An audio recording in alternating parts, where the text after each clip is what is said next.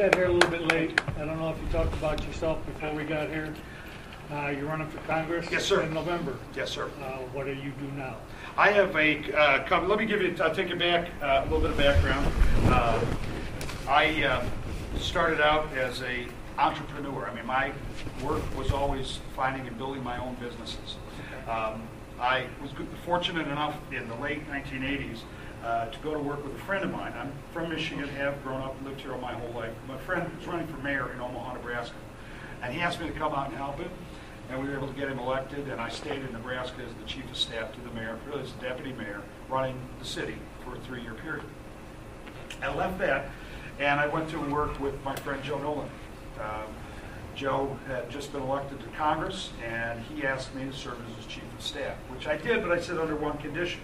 I don't want to move my family to Washington. I'll live in Michigan, and I will commute back and forth. I'll run your Washington office, and I'll run your Michigan office, but I'm not going to go to D.C. And it kind of goes back to your point, what are they drinking? It's a lot like the bubble, you know. Remember, on campus, you know, everybody, all the kids move in, and what happens to them? They lose something. Well, I think a little bit of that happens, too, in Washington. And being able to do that, as I did over the course of 10 years, commuting back and forth between Detroit and Washington, D.C., gave the right perspective. And so I left there in 2002 because I wanted to come back full-time in Michigan. I wanted to start my business. I have a marketing, public relations, communications firm. I work with everyone from small business to Fortune 500 companies. I continue to do that today, but I have to tell you, when you run for office like this, it becomes much of a full-time operation. So the business, I have some good people working with me, thank goodness, because there's only so many hours in the day. But I can tell you this, you know, we put people to work, we meet payrolls, we pay our taxes on time, we do the things that's expected of us. You know, I'm a business owner. But I'm not the kind of business owner that, you know, has huge board meetings and investor meetings. I'm the kind of business owner that signs the paychecks at the end of the day. Make sure the lights are turned off when we leave it. Okay, follow up? Yes. That sounds good. I think we do need business people in government because government needs to be run like a business. Mm-hmm. But now you have no voting record that we can check. That's right. You said your wife is mayor of Ferndale? No, she was mayor of Farmington. She Farmington? spent a term. She succeeded this gentleman, but many terms in between. And she's now on the city council of Farmington. Yes. Farmington. And Okay. Farmington. The city of Farmington, not Farmington So- Hills. Okay, so we can check and see what she has or has not done for Oh, absolutely. Farmington. You can certainly do that. But she isn't running. I'm running. But you're certainly free Right. to check her record, and it would hold up to any I'm scrutiny. expecting that you and her views are going to be close to the same. Well, I like to think so. If you asked her, it might be a different story. Yeah. But it is a team effort. I will certainly grant you that. Because I think everybody would agree that all politicians do perform good lip service. Right. Well, I've So, I been want something in the past I've to been check. involved with candidates. You know, I haven't held office. You're right. So I don't have the record to point to. But I think you can be judged a lot by, you know, some of the company you've kept. Okay. I worked with Congressman Jack Kemp.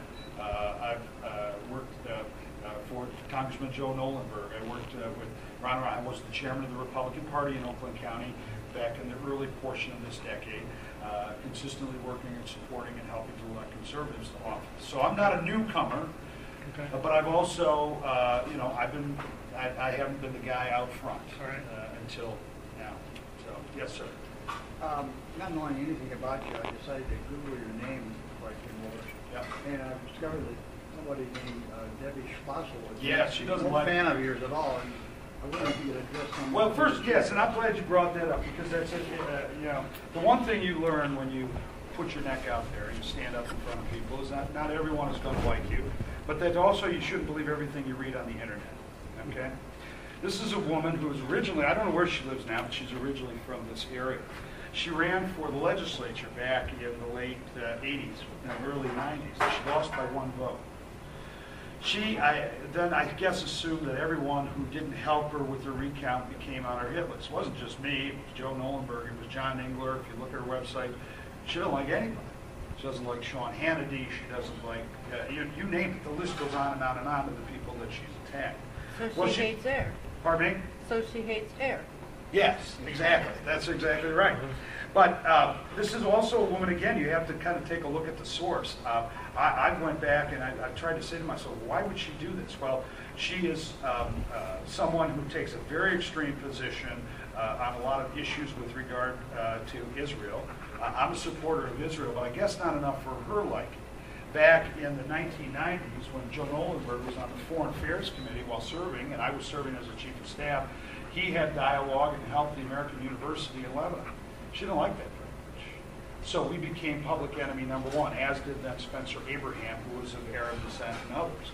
This woman became so extreme, she had an ongoing program on the Howard Stern show. Are you familiar with Howard Stern? You ever heard of him? You gotta be kidding me. She was the political commentator for this Howard Stern show, but let me tell you this.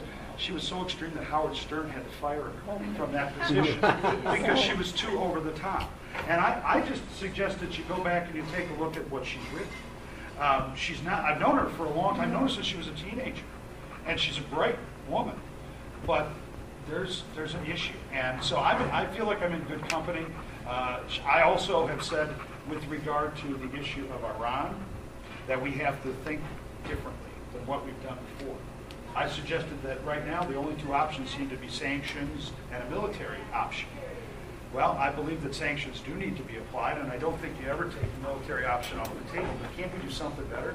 We stood on the sidelines during the election of the president in Iran when the whole country was ready to sort of seize that moment and have the self-determination to create the kind of government and country they wanted, and we stood on the sidelines. I've been calling for a year and a half for the United States to unleash the democratic organizations that could provide the kind of leadership so that Iran could become free. And now what are we looking at in Iran? We're 1 year away from them having full capability for a nuclear weapon. And she didn't like that because the groups that I said we ought to take off the watch list, the foreign terrorist watch list, groups that were led the student revolts back in the 70s and 80s against the Shah, had been placed on the foreign terrorist list as a way for the government to sort of cozy up to the mullahs and the regime there. I said, take them out. Don't support them, but at least let these people organize without one hand tied behind their back. When you're looking to find ways to shoot holes at somebody, you can find it. And I'm very proud of what I've done. I'm very proud of the causes that I've been involved in. And it's unfortunate that you have to deal with that, but you